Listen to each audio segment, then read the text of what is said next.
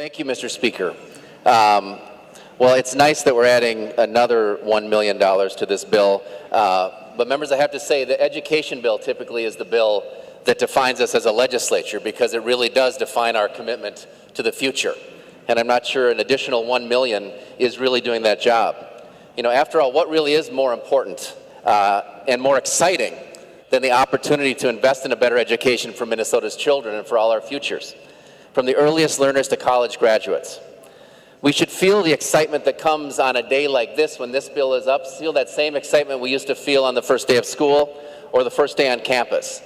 Those are days when we can truly believe that the future is bright and possibilities are endless. But the fact of the matter is, I don't feel any of that enthusiasm or energy in this room today. And I think we know the reason, because zero energy comes with a zero budget target. Your decision to prioritize tax cuts, largely for the most well-connected special interests in this state, over education in Minnesota, makes today all about delivering for special interests instead of delivering for our future together as a state. You know, there's a lot of deja vu about the debate we're having here today. If you recall, just a year ago, we had a $2 billion budget surplus, a growing economy, a real opportunity to invest in our future. But members, you know that that didn't happen. Instead, Representative Loon brought a bill to this floor that would have increased the funding for education by just over 0.5%, and by all accounts, and unanimously understood, would have resulted in cuts and layoffs to school districts all across the state of Minnesota. Your priorities were so backwards that you offered $15 in tax cuts for every $1 that you invested in education. And that doesn't even mention your higher education bill, which, despite what Representative Nornes said, actually raised tuition on tens of thousands of students across the state of Minnesota. All that at a time when we had a $2 billion budget surplus. Now, thank goodness for Governor Dayton and the Senate Democrats. We drug you kicking and screaming. It took us to a special session to actually make a real investment in education last year. But if there's any doubt about what your true priorities are, I think you should go back and listen to a speech that the Speaker gave to a Tea Party group just a few weeks ago, where he repeated that his caucus's priorities were tax cuts and that he was forced to increase spending on education, not because he and you wanted to, but because the governor and Democrats insisted. Well, I'm glad the Democrats insisted on spending money on our schools and higher education.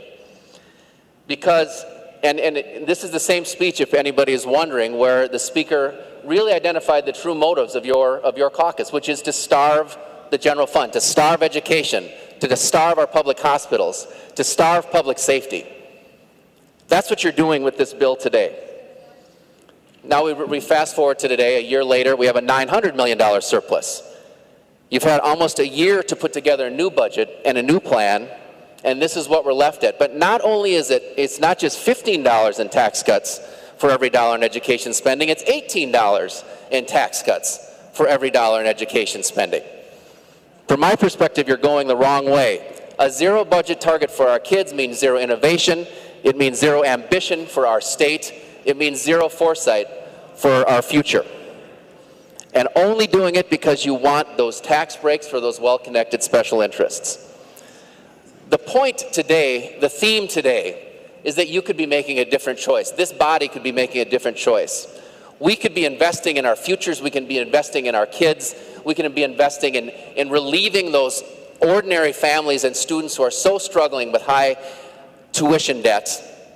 We could be helping those folks, but instead you are making the affirmative choice to help big corporations, the wealthiest Minnesotans, and give tax cuts to those folks.